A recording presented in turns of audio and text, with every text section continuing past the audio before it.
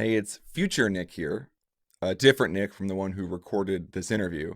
Um, Today's episode's a little different, and it's because our guest was so passionate, so excited, so inspiring in terms of just his enthusiasm, his commitment, his energy for not just the Full Focus planner, but the entire Full Focus system, that I felt like you should hear the conversation in the way that I did so that you can leave inspired and committed and just excited about the opportunities that the Full Focus Planner offers. So that's the episode. We're going to talk to Chuck. He's going to just share his experiences, where he's gotten, and hopefully you enjoy.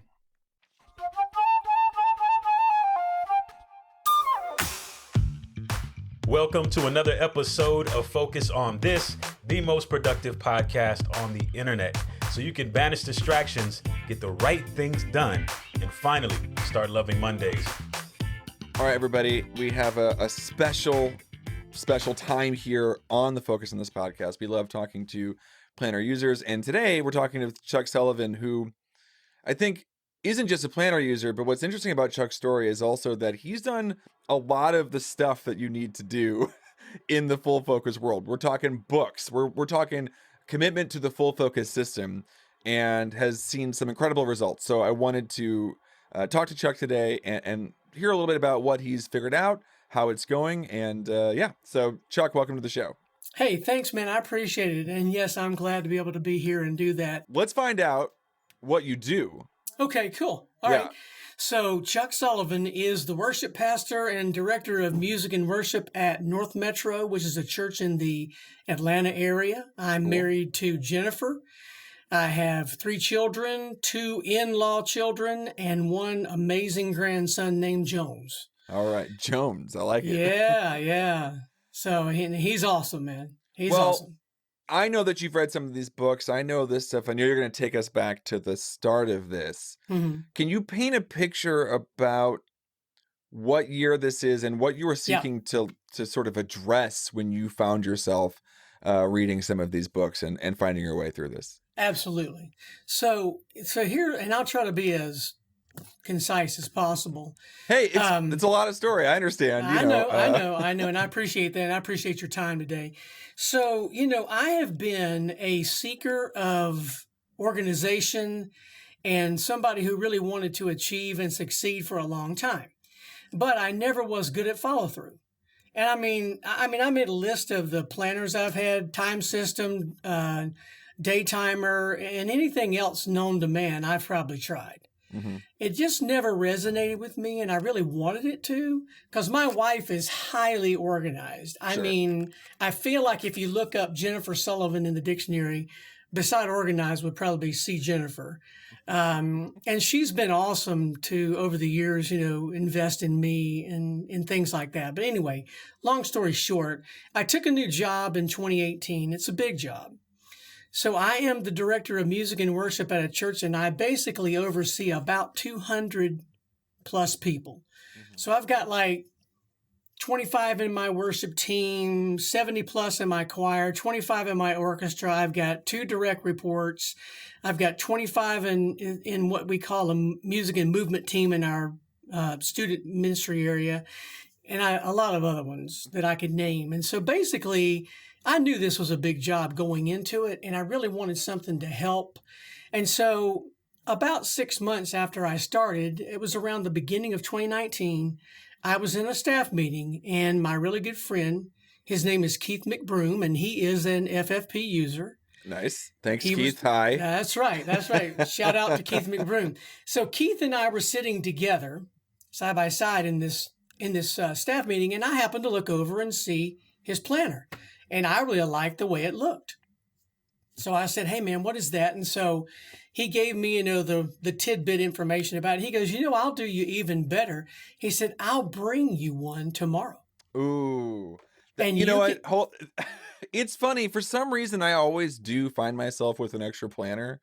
This is a pretty common move. Maybe, Chuck, we're going to find out you've done this too, where you go, yeah, I had this one, maybe I switched lines, maybe whatever, and now I have a couple to give out. I do it all the time. So thanks Thanks again to your friend there. Yeah, yeah. To me, that was like bait. I mean, it was like he just kind of sunk that little hook into my cheek. So I took it at home and I opened it and I looked at it. I got to be honest with you, it intrigued me. Mhm. But I'm the kind of person, I like to ask questions. I like to find out. I'm curious. So I decided, okay, who is the one that created this? And of course, the name Michael Hyatt came up. Well, then that sent me to Google and a bunch of searches and videos. And I just started reading and I started listening to the things he had to say. I knew that he had a podcast at one time, and that kind of evolved into several other things. Started his own company, formerly the CEO of a publishing company, and all of that. And all of that was great. I was glad to get all that biographical information. But what I really liked was the fact that he made it so simple and so easy for me to connect with. And so that's what kind of got me on. I'm a reader. And so I started, my very first book that I bought was Your Best Year Ever. Yeah. Well, it's a great place to start. Man, that just kind of was a game changer. Yeah. Which kind of leads you in to the whole idea behind the Smarter framework and the Big Three weekly, the Big Three daily, and all of those things that go along with the FFP. Well, after I read that, then I just became, it was like a self-fulfilling prophecy for me. And then the next thing that I read was Free to Focus, and I read Living Forward. And I think I even said in the information I sent ahead to one of your colleagues, I even wrote my first life plan. Never had done that. In fact, I just decided that if I was going to really let this have the impact on me that it needed to, I know me better than anybody. And I knew that if I really wanted it to work, I had to immerse myself in it. So I just bought it hook, line, and sinker, man. I read everything that Michael was saying. I listened to his podcast. I went through all the books. And then I even followed things like he said, carry the thing around with you for 75 days. I did that because he talked about how you install habits, right? And I knew that I was one that was going to need that. And I needed it to install and stay, not install and leave. And so I did. I carried it around with me. And I got to tell you, it just completely transformed me. So this is 2018, right? No, this is 2019, first quarter. First quarter. So let's hear about when you approached the planner and you were intrigued. Did you start using the planner while you were reading, or did you wait? No, actually, I read the first part of the planner where he says, it says in the verbiage at the beginning, go ahead, start your first day and all that. But, my deal was, but I don't really understand it. I want to be able to understand it. Yeah.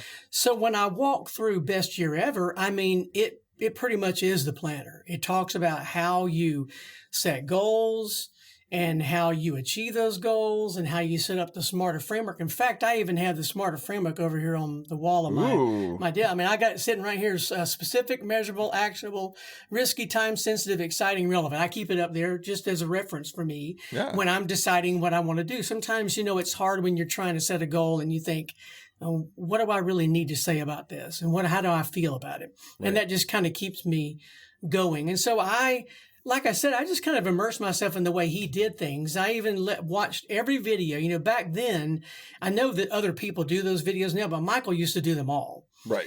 And so, every single piece, the daily 3, the weekly 3, the weekly preview, habits, rituals, setting up your calendar, all of it. I watched everything because I knew that if I did that and I really embraced it, that's where it would transcend to me using it every day. Yeah, it's a bit of and I think maybe I relate to you in this way. I feel like I have a lot of questions, and with questions comes for me, disbelief. I'm like, I don't know if it's going to work. It's like, what about this? And then if I just have the question, then I go, well, I don't have to do it or whatever.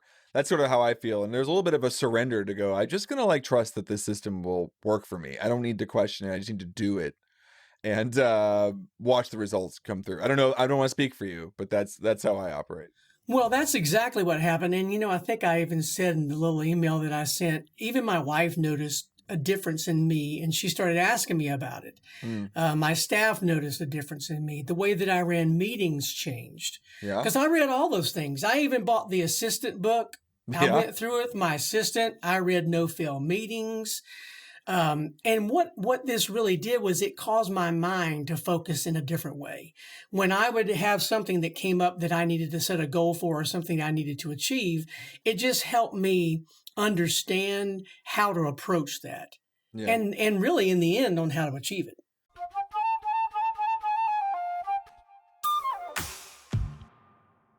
So let's talk about the things that people noticed, or we can talk about what changed. I mean, you Right. said yourself things have changed for yourself. So we can either start with what other people said to you, or we Right. can start with the goals or the way that you're experiencing your life today. Right. Right. Okay. So let's start with the first thing you said. Okay. So the thing that made it real for me and kept it in the forefront of my mind, it helped me to follow through, was the weekly preview. Yeah.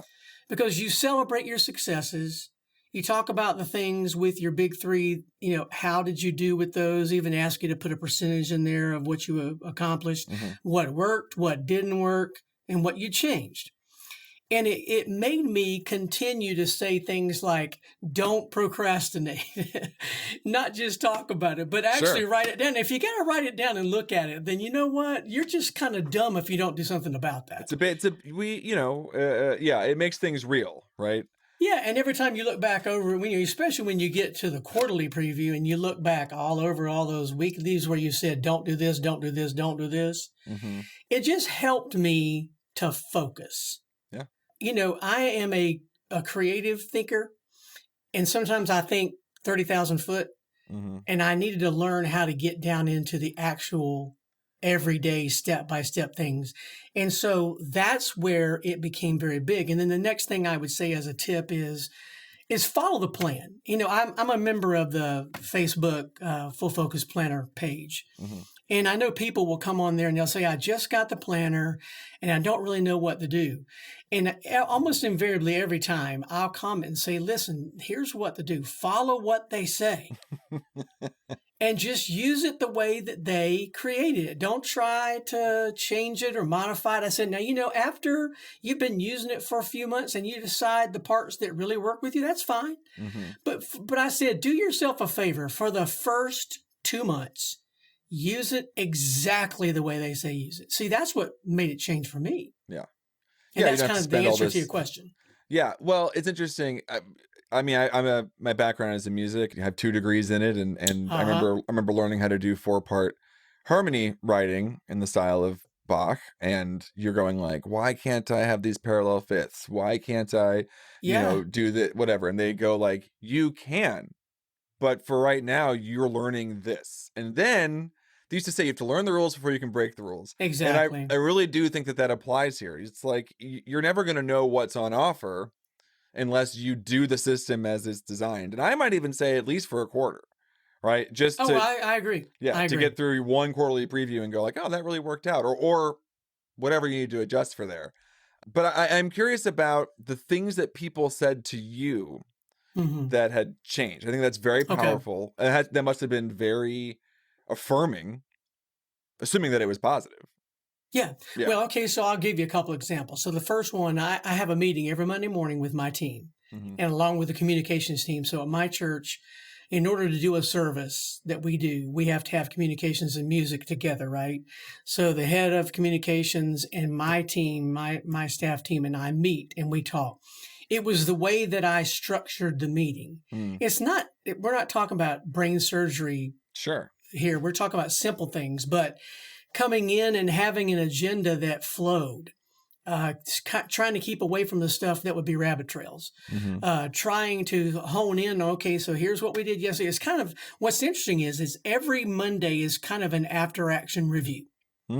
Because we talk about, okay, this is what we did yesterday, what worked, what didn't, and when can we do better? Oh, yeah. Well, I could tell just from their body language and the way those meetings flowed and the fact that, it didn't go on. And again, we didn't chase rabbit trails. That was different. Yeah. And they could tell it was different. I think that's what happened with my wife. When we would talk about things and she would say, I'm trying to figure out, should we do so-and-so and so-and-so? And I would say, well, I'll tell you how you can do that. first of all, you need to set a goal, and then if you'll, it's funny. She goes, "Excuse me, who yeah, are wait a minute. you?" Yeah, exactly. You did something with my husband. What did you do with him? And it was just little things like that seemed. And I'll tell you the other thing that was really funny. I was in a meeting one time with Keith, the one I mentioned, who was still a very avid FFP user. In fact, he and I laugh and talk about it all the time. We're sitting in a staff meeting, and we've got a younger staff member, and one of them says, I wish we could help him with organization. Mm.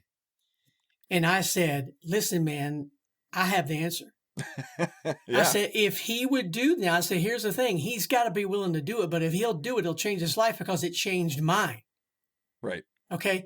And the pastor looked at me and he said, really? Oh. And I said, yeah, it did. And it did. I'll tell you, it just Nick, it changed the way I thought about stuff. It changed the way I approach things, which then caused people to ask me things Sure. like that. We'd be talking in one of my team meetings, it'd be my worship team. And I would say, okay, guys, our goal today is to do X, and we really need to approach it like this.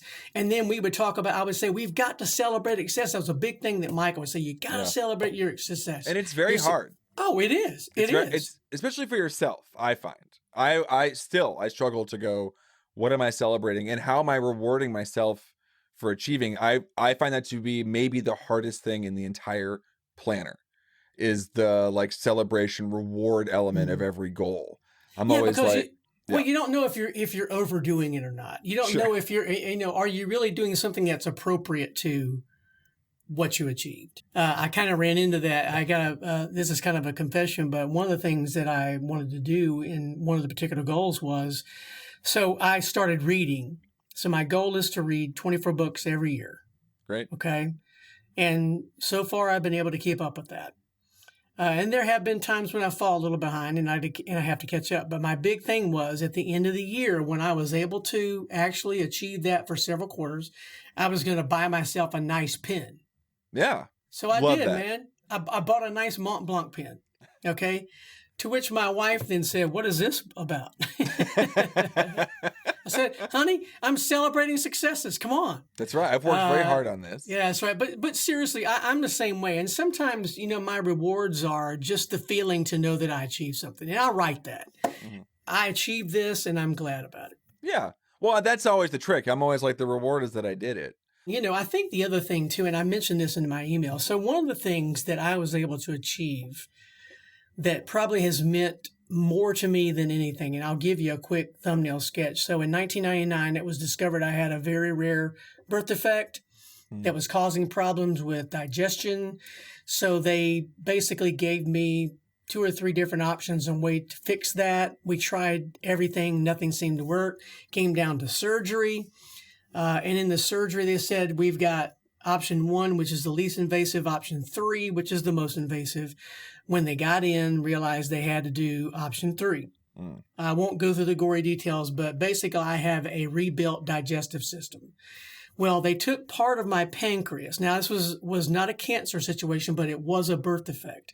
So there had been deterioration. And so in the end, my surgeon told me, you'll probably end up being a diabetic because your pancreas is what makes insulin and things like that. Right. So that was 1999. I wasn't fully diagnosed until 2014. Okay. In 2020, I ended up having to go on an insulin pump because it's just not making enough insulin for me to take care of the sugar. Well, that was a big goal for me, and it continued to be a goal all through 2019. And I decided that I would use the FFP system to keep myself in check and to do the right things. How did you structure those goals, right? Okay. And it's interesting, right? This is a health goal, which is obviously very, very important, but one of the key tenets you just read off the Smarter Framework is that it has to be exciting. Exactly. And so I'm very curious to see how you structured your goals around this. Okay. So I knew that in order for me to achieve, I was going to have to focus, number one. Okay. So I said to myself, okay, what I'll need to do is I'll need to set myself up on a plan. So it was eating healthy, it was exercise, it was drinking enough water, Mm-hmm. and it was doing it every day. So part of my habits, my rituals and my habits, I even took Michael's original thing and I drew everything with lines and all that stuff in developing your daily habits and things like that. Okay. And every day I would make myself do the things that I knew would help me achieve the goal. The exercise helps me to eat up the extra sugar that's in my blood. Eating healthy helps me keep it that way. Staying in control is where you don't have all of those, peaks and valleys, whereas that's really usually what happens with a diabetic. And what I ended up doing was once I did all of that and it became a thing that was daily and I could see, cause on my, on the app on my phone, which helps me control my pump and all that, it shows a graph. Yeah. And I have a goal that I have to stay in between. Okay. And I would watch as instead of having all this, it was like more like this. Yeah. And then it would end up being where sometimes I would see it and it's literally flatlined. That's amazing. Okay. So I go to my endocrinologist and he says, what have you been doing? So I told him. I even told him about the FFP, told him what I was doing. And we gotta send you just a dude, stack of planners that you can throw at people. I'm telling you, man. So it's so funny. He goes, I think that's great. He goes, to be honest with you, you've done so well. You've almost done too well. And I said, what do you mean? He goes, you've got your A1C down so low now that with somebody with half a pancreas, we might need you to back off a little bit. I actually took that as being an award. Sure. Like, woo, man, I've done it, They asked you to do a very specific thing and you did it so well that they regretted it. Exactly. And so that's probably been one of the biggest life change things for me is because now that my sugar is in control, man, that just makes me feel better. And what it did was it also made me realize that that's not the only thing I can accomplish. There's a lot of things you can. It's all about, what does Michael say? What gets planned gets done. That's right. So if you plan it and then you follow through, then it's really not brain surgery. Sometimes things happen. Oh, and, absolutely. And when things get derailed, at least for me, and things people talk about in the community, you've seen it, is it can be very hard to rebuild. You just feel like a failure in some way. How do you adjust what you're doing in order to recapture the sense of growth and momentum? Do you ditch goal? Have you having experiences with that? How are you finding the motivation when things invariably shake you off course? Okay, so I think the easiest way to answer that is to go back to the beginning and ask myself from the very word go with this thing, what helped you achieve? And what helped me achieve was following the plan. So if you will do this, if you will set a big 3 weekly goals and then set 3 daily goals to help you achieve those, and then go back at the end of the week after you've done your entire week, see how you did, modify however you need to modify, change what needs to be changed, then go back and do it again. It's like investing. You don't just get $1 million in your IRA just because you put in $10,000 today. I know. I don't. I know that's revelatory, but yes, that's not the way it works. The reason you get $1 million is because you've consistently put investment into that account week after week, year after year, and so on and so forth. One of the things I tell people when they ask me about music and stuff like that, and I'll tell them again, and I like to use the term, it's really not brain surgery. It's really not that super intellectual. It's just following a plan. Right. I say it's called repetition. Yeah. If you want to break something down, break it down, learn how to do it, and then just do it over and over again. You know what? It's amazing. After you've done that for a while, you find out I'm actually pretty good at that. Right. That's really what it is. And yes, there's been many times that I have either gotten discouraged or I haven't achieved what I thought that I wanted to achieve. But I have to remember that no matter what, if this is where I started and this is where I want to be and this is where I am, I'm not here. I may not be here, but I am here. And that means I have made some progress and I can keep moving forward. Yeah. What is it Michael says? You're never going to drift towards a goal. No, right? Exactly. Yeah. You want to point yourself in that right direction.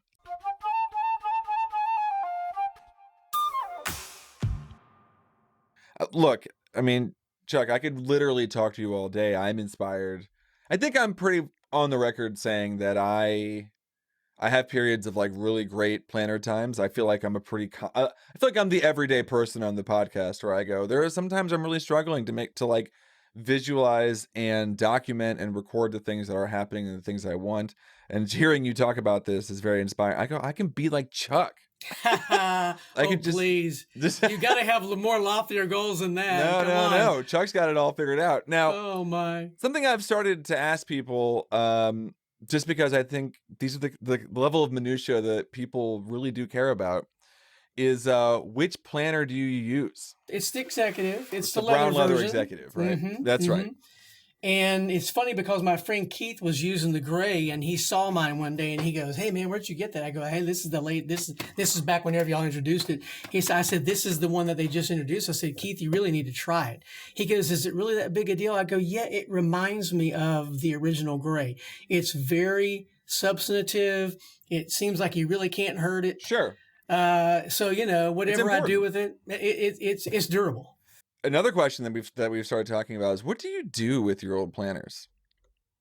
Okay, so that's part of celebrating success. Okay. So I've got them they're right over here in my bookshelf. And listen, it's inspiring to me to look over there and see all 4 quarters of 2019, 2020, 2021, 2022 and say, wow, look at that. I mean, that's a lot of investment in yourself.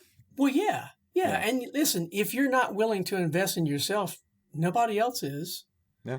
You got to be willing to do that. And then the other thing is to turn around and invest in others. And you talked about it. Listen, anybody that asks me, I tell them about full focus. I say, listen, if you want something that'll make it, I think you at least need to try it. If you want something that'll make a change, I believe this will make a change. We'll talk about your weekly preview. How long has it taken you and where do you do it and when? So I first started watching Michael do his on a video. I thought, I'll never be able to do this. But the more I do it, it's just natural for me. So I literally can sit down either on a Sunday night, okay? Because it's funny, when I read the Living Forward book, he and Daniel Harkavy talk about that. It's funny because Michael says he likes to do his on Sunday night. Daniel likes to do his on Monday morning. Right. So for me, it's good to have that come aside time. I even put it on my planner. Right. So at 8 o'clock, I'll sit down with my planner and I'll go through my weekly preview and I'll look at the things. I'll celebrate the things I was able to accomplish with the big 5 there that you get. And then I'll look at the weekly big 3 and say, okay, what did I do? How did I do with those? What worked? What didn't? And listen, the whole thing can take me 15 minutes. Yeah. Yeah. I'm sure that's shorter than it used to be, correct? Oh, gosh. Yeah, absolutely. Yeah. Yeah. And then, and this is my favorite question, of course, and you've already talked about it a little bit. What writing utensil are you using in this planner? Talking about, boy, I'm about to wade right into the mess here, man. This is the important stuff, right? This is my favorite pen. Now, I know when you look on the Full Focus Facebook page and you hear people talk about it, they absolutely, this is the hotly contested thing. But this is it's a Friction. Oh, yeah, you're using the Friction. Okay. I love the way it writes. I love the fact that it can be erased. Yes. And I've never had an issue with the whole thing about the heat. Never. It's so funny you bring that up because I did not know that. For listeners who don't know, apparently if it gets too hot, it can erase. And we just had an episode recently where someone talked about that and they didn't know that could happen. Yep. And then they had some notes for their business or whatever. And then the solution is to put it in the freezer. That's the answer. That works, by the way, because I did have one time where I made some notes and it was like, oh my word, I left it in the car, got hot. And I had heard somebody say through a podcast or on the page, on the Facebook page, put it in the freezer. It works. Well, it definitely works. Well, that's the important stuff. If nothing else, anytime that I host a segment of Focus on This, it will end with a conversation around the Friction pen and freezing the notes. That's apparently the rule now. Exactly. Famously, I'm a pencil user. I'm a big fan of pencils in the planner. You got to get the right pencils, though. We'll talk about that someday. Well, you're a composer. You have 2 degrees in music, man. You know, that's what it's all about. I haven't man. written anything on manuscript paper by hand in 20 years. Well, but you wouldn't do it with a pen. No, So. it's true. But anyway, Chuck, this has been great. I'm inspired leaving this. I'm so excited. If you had any last words for anybody who's listening to this episode, obviously these are people generally who are planner users. So with that in mind, is there anything that you'd like to share or final thoughts that maybe you'd want to leave them with? Yeah, this is what I would say. It will change your life. You do not have to second guess it. You just need to trust it, follow the plan, follow through. And then at the end of that process, if you haven't achieved anything, go on and try something else. But I promise you, you will achieve if you'll just follow through. I don't know if we could say it any better than that. Chuck Sullivan, thank you for joining us here. My pleasure. It really was, Nick. And Thank you. Hopefully we can get you on again. Okay. Listen, thanks, and have a great day. Thanks. Well, that is it for this episode of Focus on This. Chuck is the best. Love the energy. So glad we got to share that with you. And if you are looking for more inspiration, for more ideas, for more help, for company in your journey to achieve the goals that you've set for yourself, then definitely go check out the Full Focus Planner community right there on Facebook. There's Chuck and there's other Chucks. They're all there. So go check it out. Remember that this is the most productive podcast on the internet. So share it with your friends. Go to the Facebook community. And we will be back with another great episode on Monday. Until then, stay focused.